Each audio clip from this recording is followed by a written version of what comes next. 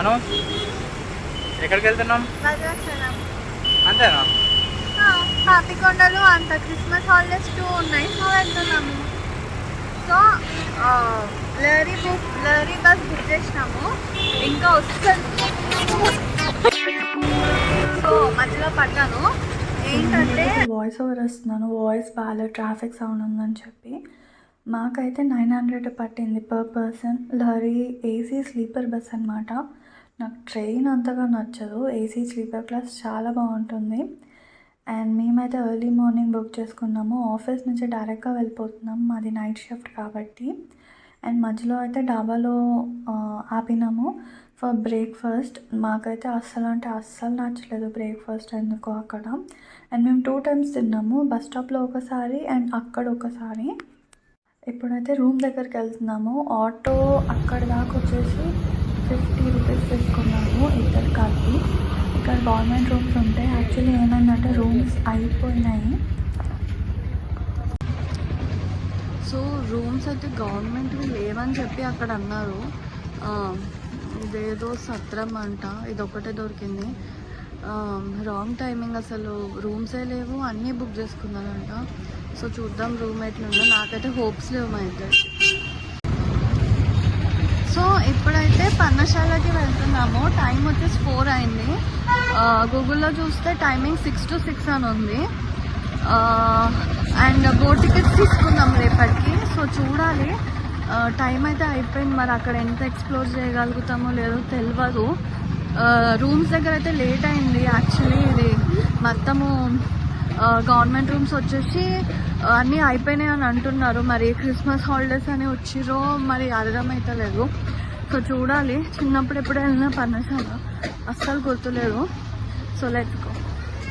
ఇప్పుడైతే మేము పర్ణశాల వెళ్తున్నాం. Per person 200 for auto. So total 400 అయిందనమాట. అక్కడైతే టికెట్స్ ఏమి ఉండవు, ఫ్రీ ఎంట్రీ పర్ణశాల దగ్గర. ఇప్పుడైతే మీకు స్టోరీ వినిపిస్తా, వినాలనుకుంటే వినండి, లేకపోతే స్కిప్ చేసేయండి. 2 చేతులు కట్టుకొని దండం పెట్టుకోండి. జై శ్రీరామ్. మీరందరూ ఇక్కడ అమ్మవారి చీర గుర్తులు చూడడానికి వచ్చారా? ఇక్కడ చీర గుర్తులు ఒకటే ఉండవమ్మ. చీర గుర్తులతో పాటు మరికొన్ని పవిత్రమైన గుర్తులు ఉంటాయి. అవి చెప్పేటప్పుడు వినండి. విన్న తర్వాత మీకు దారి చూపిస్తాం. అలా రెండోసారి అదేంటిదేంటని అక్కడ ఫోన్ బంద్ చేసుకున్నాము. ఆ చివరిలో సీతమ్మ వారు ఆరేసుకున్న చీర గుర్తులు ఉంటాయి. అవి కూడా 5 రంగులతో 20 గజాల పొడవునా ఉంటాయి. వాటిని నార చీరలు అంటారు. మీరు ఇట్లా తిరిగి ఆ చివరికి వెళ్తే ఆ చివరిలో ఒక కుర్రోడు వస్తాడు. ఆ కుర్రోడు ఆ చీర గుర్తులు చూపిస్తాడు. మీకు ఈ మధ్యలో పసుపు కుంకాలతో పూజ చేసి కనబడుతుందా? ఎదురుగా వెనకాల రాములు వారు సీతమ్మ వారి రాతి మీదకి వచ్చినాక కాలక్షేపంగా ఆడుకున్నారట. మరి వాళ్ళు ఏమాట ఆడుకున్నారంటే వాటిని వామన గుంటలు అంటారు. అవి 7 2 వరుసలతో 14 గుంటలు చేసుకుని ఆడుకున్నారు స్వామివారు అమ్మవారు. కానీ వాళ్ళ మీద అనుమానంతో ఒక మునీశ్వరుడు ఏం తెలియక ఈ రాతి మీదకి వచ్చేసి నిజంగా సీతారాములు వారి రాతి మీదకి వచ్చారా, వచ్చింది వాళ్ళేనని అనుమానంతో ఈ రాయంతా తొక్కుకుంటా తిరుక్కుంటా వెళ్ళి అక్కడ 10 గుంటలు పలగొట్టాడు. మరి ఆ పలగొట్టిన పాపానికి ఆయన అక్కడికక్కడే రక్తం కక్కుకొని చచ్చిపోయాడు. ఆయన వల్ల 10 గుంటలు పోయి 4 గుంటలు ఉన్నాయి. వెళ్ళేటప్పుడు వాటిని కూడా దండం పెట్టుకోండి. ఈ అడవిలో తిరిగే రాక్షసి శూర్పణఖ ముక్కు చెవులు కోసిన ప్రదేశం ఆ చెట్లవతల కనపడే రాళ్ల గుట్ట. ఆ పాక లోపల నుంచి వెళ్తే అక్కడికి వెళ్తారు. అక్కడికి వెళ్లి రాముల వారికి సీతమ్మ వారికి వచ్చిన కష్టాలు మాకు మా పిల్లలకు రావద్దని ఎడమ చేతితోటి మీరు రాళ్ళు వేస్తారు. అక్కడ మీకు చెప్పడానికి ఒక కుర్రోడు ఉంటాడు, అవి చెప్పినట్టు వినండి. మీరందరూ కూడా పర్ణశాల వెళ్ళారమ్మా, డైరెక్ట్ ఇక్కడికే వచ్చారా? మీరు డైరెక్ట్ ఇక్కడికే వచ్చారమ్మా, ఇక్కడ పర్ణశాల వెళ్ళారు. సరే, వెళ్ళని వాళ్ళు ఉంటే ఇక్కడ దర్శనం చేసుకుని వెళ్ళండి అమ్మా. ఇది 6 గంటలకు అలా క్లోజ్ అయిపోతుంది. మరి సీతమ్మ వారు రాముల వారు నివాసం చేసింది పర్ణశాల. మరి అక్కడ నుంచి అమ్మవారు ఈ ప్రదేశానికి ఎందుకు వచ్చేవారంటే నెలలో ఆడవాళ్లు ఒక 5 రోజులు బహిష్టగా ఉంటారు. ఆ సమయంలో అమ్మవారు ఆ ప్రదేశంలో ఎక్కడా ఉండకూడదు, ఆ పవిత్రమైన గోదావరి నదిలో స్నానం చేయకూడదు. ఎందుకంటే ఆ రోజుల్లో ఆ ప్రాంతాల్లో మునులు ఋషులు యాగాలు జపాలు చేసుకుని ఆ గోదావరి నదిలో స్నానాలు చేసేవారు. కాబట్టి అమ్మవారు ఆ నదిలో స్నానం చేస్తే ఆ నది పవిత్రమైపోతున్న కారణంతో స్వామివారు అమ్మవారిని వెంట పెట్టుకుని ఈ ప్రాంతం తీసుకొచ్చేవారు. మరి అమ్మవారు ఈ ప్రాంతానికి వచ్చి ఈ ప్రదేశంలో ఉన్న తర్వాత ఇక్కడ అమ్మవారికి స్నానం చేయడానికి ఆ నీళ్లు గాని, రంగరించుకొని బొట్టు పెట్టుకోవడానికి పసుపు ముఖాలు గాని లేవమ్మా. అమ్మవారికి లేవని అందుబాటులో ఉన్న లక్ష్మణ స్వామివారు ఇటు తూర్పు ముఖాన కనిపించే 9 కిలోమీటర్ దూరంలో ఒక 70 అడుగుల నల్లటి రాతి బండకి బాణాన్ని సంధిస్తే ఆ బాణం తగిలి ఆ పసుపు కుంకుమలతో ఉద్భవించిన జలే ఈ సీతమ్మవారి జలంటారు. ఈ నదికి 2 పేర్లున్నాయి. లక్ష్మణ స్వామివారు తన చేతితో బాణం వేసి నీళ్లు తీసుకొచ్చాడు కాబట్టి స్వామివారి పేరుతో శేషు తీర్థము అని పిలుస్తారు. మరి సీతమ్మ వారే ఈ నదిలో స్నానం చేశారు కాబట్టి అమ్మవారి పేరుతో సీతావాగ్ అని పిలుస్తారు. మరి అమ్మవారి ఈ నదిలో స్నానం చేస్తుంటే 5 రోజులు కూడా అమ్మవారికి కాపలాగా మీ వెనకాల పొడుగ్గా నామాలు పెట్టిన రాయి కనపడుతుందా? అక్కడ రాముల వారు కూర్చొని కాపలా కాసేవారు. అది రాముల వారు కూర్చున్న రాతి సింహాసనం అంటారు. కింద స్వామివారి పాదాలు ఉన్నాయి.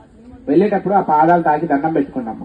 మరి అమ్మవారి ఈ నదిలో స్నానం చేసి ఈ రాతి పైన చీరలారేసి ఆ చెట్టు కింద కూర్చుని లక్ష్మణ స్వామి వారు ఏ కొండకైతే బాణం వేసి పసుపు కుంకాలు తెప్పించారో అదే పసుపు కుంకుమ రాళ్లతో అమ్మవారు రంగరించుకొని ఆ చెట్టు కింద పూజలు పునస్కారాలు చేసుకునేవారు. ఆ పసుపు కుంకుమల్ని పూజ చేసుకున్న తర్వాత అమ్మవారు పట్టుకొని పన్నశాల వెళ్లేవారట. ఆ రోజుల్లో అమ్మవారికి నిదర్శనమే అక్కడ అమ్మవారు ఉంటారమ్మ. వెళ్లేటప్పుడు అమ్మవారిని దండం పెట్టుకొని అమ్మవారు బొట్టు పెట్టుకున్న పసుపు కుంకుమలు ఇలా ఉంటాయమ్మా. ఇక్కడ కనపడుతున్నాయి మీకు పేపర్ లో అట్లా ఉంటాయి. ఒక రాయిని రంగరిస్తే పసుపు అవుతుంది, ఒక రాయిని రంగరిస్తే కుంకుమ అవుతుంది. ఆ పసుపు రాళ్ళు కుంకుమ రాళ్ళు కూడా మీకు వెళ్లేటప్పుడు ఇక్కడ దేవస్థానం వాళ్ళు ఇస్తారు. అవి ఇంటికి తీసుకెళ్లి మీ పూజా గదిలో పెట్టుకుని గంధంలా పొడి చేసుకొని ముందు మీ ఇంట్లో ఉన్న మీ ఇష్టదైవానికి బొట్టు పెట్టిన తర్వాత మీరేదైనా మంచి పని మీద గాని శుభకార్యాలకి ఏదైనా ముఖ్యమైన పని మీద బయటికి వెళ్లేటప్పుడు ఆ అమ్మవారిని తలుచుకుని ఆ బొట్టు పెట్టుకుని వెళ్తే ఎలాంటి పనులైనా అమ్మవారి దయ వల్ల ఆటంకాలు అడ్డంకులు రాకుండా జరుగుతాయి అనేది ఒక నమ్మకం ఇక్కడ ఉన్న స్థానబలం. మీకు మీ తోబొట్టులు ఎవరైనా ఉంటే ఆ పసుపు కుంకాలు తోబొట్టులతో పంచుకోండి. ఈ మధ్యలో నల్లని చారిక కనిపిస్తుందా? మీరు ఈ నల్లని అచ్చు రాముల వారి ఉత్తర్యం. నడుముకు చుట్టుకొని భుజానికి వేసుకున్న పై పంచ పైకండు అంటారు. ఆ చివర నుంచి మొదలు పెడితే ఇది చివరి దాకా ఉంటదమ్మా. స్వామివారి కండం ఎక్కడ వరకు అయితే ఆరేశారో అక్కడ వరకు ఆ రాయి అలా మారిపోయింది. అది తొక్కకూడదనే మీకు బస్తాలు వేశారు. ఇక్కడ మీ ముందు ఈ పూలు పెట్టిన ప్రదేశం ఏంటంటే రాముల వారు సీతమ్మ వారు పళ్ళు పలారాలు ఇప్ప పూలు పెట్టుకొని తిన్న రాతి పల్లెం. ఆ 5 రోజులు కూడా స్వామివారికి అమ్మవారికి రాతి మీదకి వచ్చాక తినడానికి పళ్ళాలు గాని పాత్రలు గాని లేవు. ఆ రాయినే ఒక పల్లెంలా చేసుకొని తినేవారట. మరి ఇంత పవిత్రమైన స్థలానికి వచ్చిన మీరు అందరూ కూడా ఏం చేస్తారంటే ఒకరి వెనక ఒకరు ఒక లైన్ లో ఒక వరుసలో విధానంగా ముందుకొచ్చి ఇక్కడ ఈ బస్తా మీద నించొని ఆ రామనామాన్ని ఆ రాముల వారి పళ్ళ్యాన్ని 2 చేతులతో తాకి నమస్కారం చేసుకుని బొట్టు పెట్టుకోండి. ఇక్కడ మీరు వేసే కానుకలు దక్షిణలు ఉంటే విసరకుండా నిదానంగా మీ చేతితో పెట్టుకోండి. ఇక్కడ దేవస్థానం దగ్గరికి వెళ్లి అమ్మవారి బొట్టు తీసుకొని ఆ చివరికి వెళ్లి చీర గుర్తులు చూసుకోండి. మాకైతే ఫుడ్ ఇదే అనమాట. ఈవినింగ్ తిన్నాము పన్నశాల దగ్గర. అండ్ నెక్స్ట్ వచ్చేసి ఆటో అంతా అయిపోయిన తర్వాత దిగిన తర్వాత మేము ఒక డాబా దగ్గర తిన్నాము. ఇక్కడ బాగానే ఉంది. ఆయనేమో సాంబార్ రైస్ తీసుకున్నాడు, నేను మీల్స్ తీసుకున్నాను. ఓకే, మరీ అంత సూపర్ అయితే కాదు. హే గాయ్స్, సో టైం వచ్చేసి 4 అవుతుంది.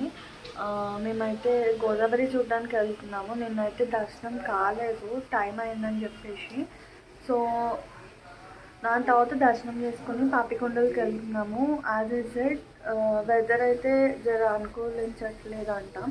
సో చూడాలి గవర్నమెంట్ కూడా ఎందుకు నడుపుతుంది, ఒకవేళ అంత బాగోకపోతే అని మా డౌట్ తోటి మేము ఇంకా ఎక్కుతున్నాము.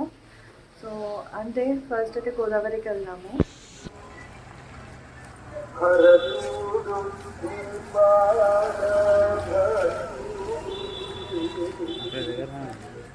ఆ గోపురం అనిపిస్తున్నాను అసలు ఇంత చీకట్లో. అయ్యో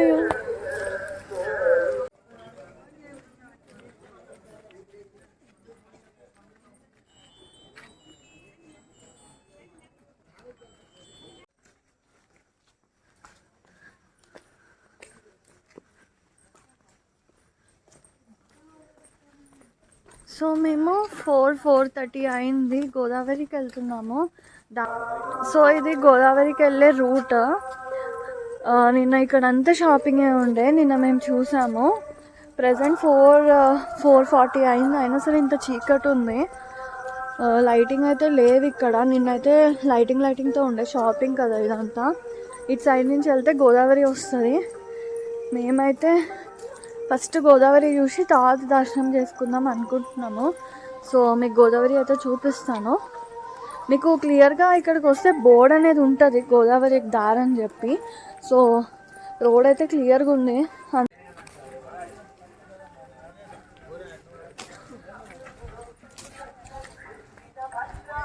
ఇక్కడైతే మీకు గుడి కనిపిస్తుంది.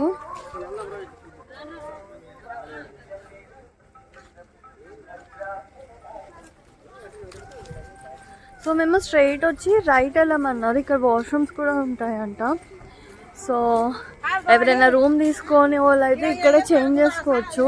మేమైతే రూమ్ తీసుకున్నాం కాబట్టి ఒకవేళ తడిచినా డైరెక్ట్ వెళ్ళిపోయి ఇంకా చేంజ్ చేసుకోవచ్చు. ఇదైతే రూమ్స్ లేని వాళ్ళకైతే వాష్రూమ్స్ ఉన్నాయి.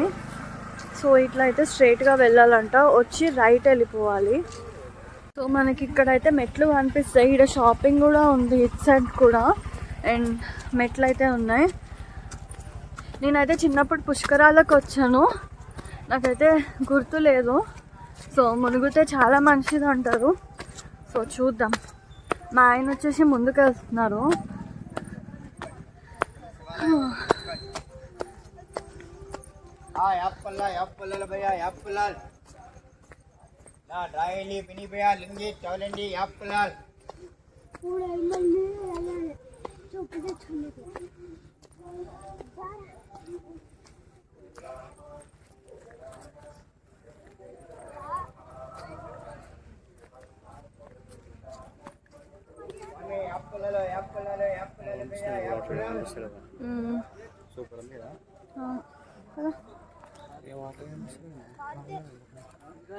కళ్యాణ కట్ట ఉంది అంట.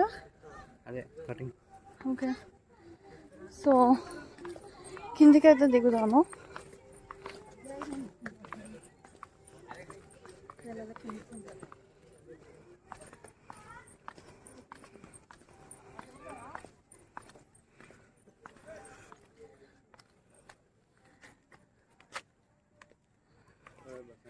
మూన్ ఎక్కడ ఉంది? మూన్ ఎక్కడ ఉందండి? మూన్ పోనీ సన్ను. అయ్యో,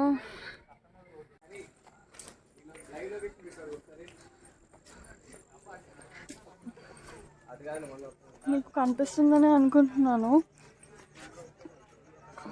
అదంతా గోదావరియే, కింద చిన్న షాపులు ఉన్నట్టున్నాయి.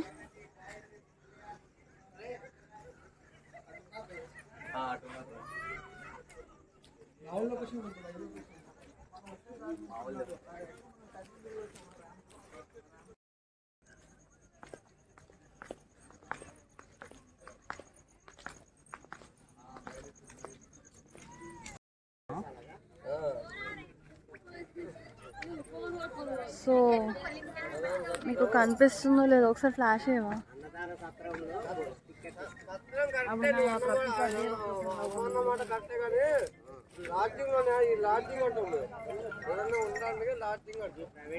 సో అక్కడ దీపాలు అయితే ముట్టించుకుంటున్నారు. మీకు ఒక దీపమే కనిపిస్తున్నట్టుంది. ఇది అంతా గోదావరి, యాక్చువల్లీ కనిపిస్తలేదు గోదావరి.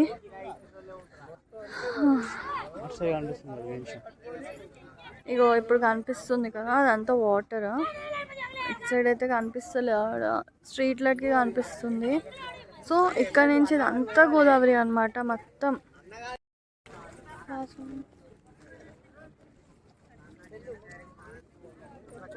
సో ఇక్కడ సీతారాముల విగ్రహం ఉంది, దాని పక్కనే గోదావరి అన్నమాట.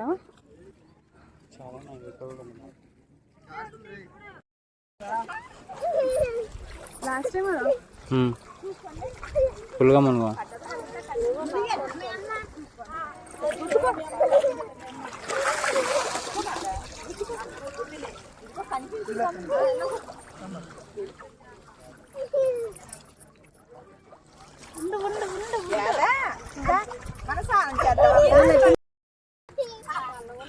సో గోదావరిలో అయితే మునగడం అయిపోయింది.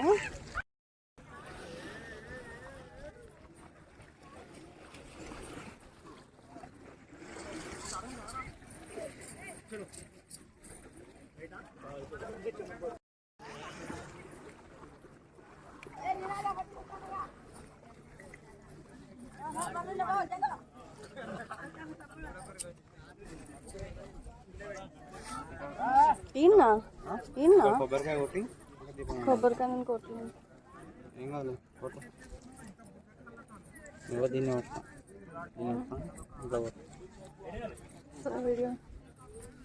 అది మధ్యలో ఇట్లా ఈడ ఎడ్జిలా కలిసి ఇట్లా ఎడ్జిలో కొట్టు. ఓకేనా?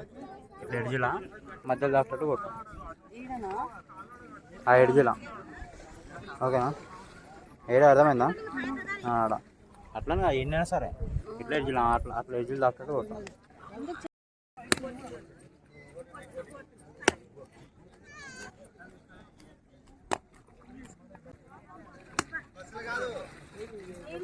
రే ఆటలు అయ్యి నువ్వు దా కొంచెం ఇంకోటేసే మొత్తం.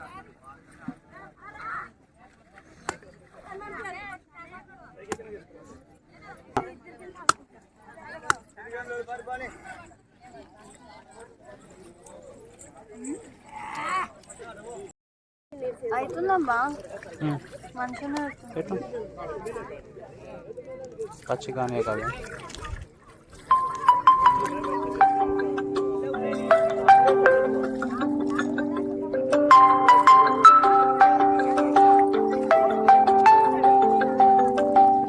చేయడం డబ్బా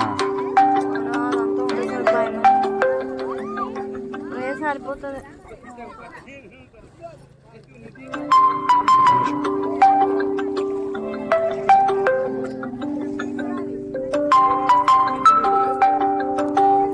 ప్యాకెట్ ఇప్పుడు అది నాకు అగ్గిపెట్టి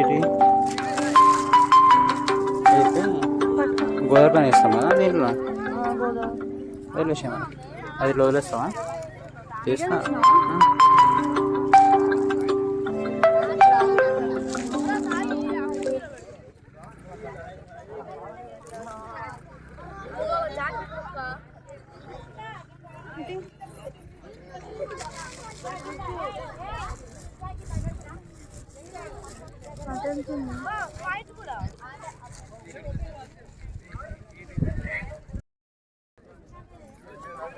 నేను దీపం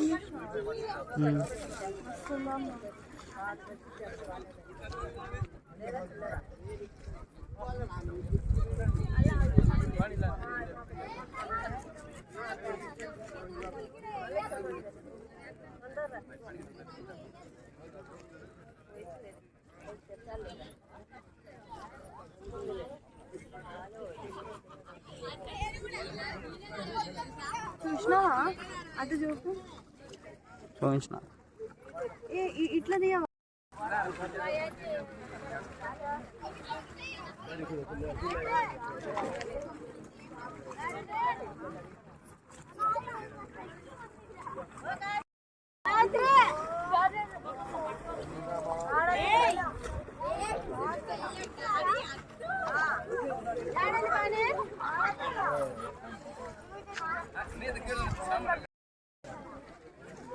సో గోదావరి స్నానం అయితే అయిపోయింది. యాజ్ ఎక్స్పెక్టెడ్ చేయాలనుకున్నా చేశాను.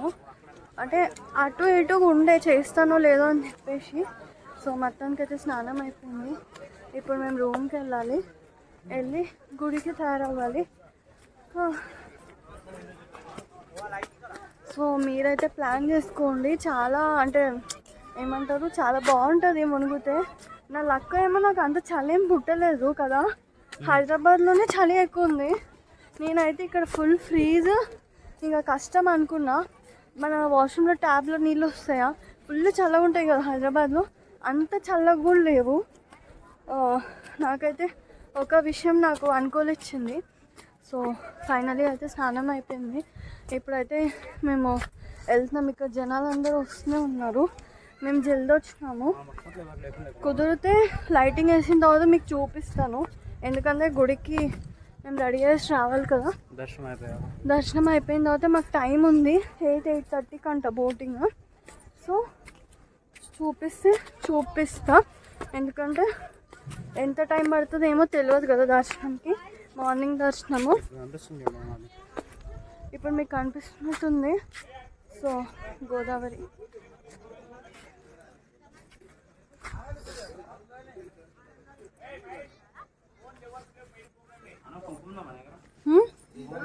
లేదు, ఉండే ఉంటుంది ఆడ కింద ఉన్నట్టుంది కవర్లో. కవర్ ఇక ఆడుంది, అది ప్యాకెట్లో ఉంటుంది. ఆంజనేయ స్వామిది. నాకు బొట్టు ఉందిగా.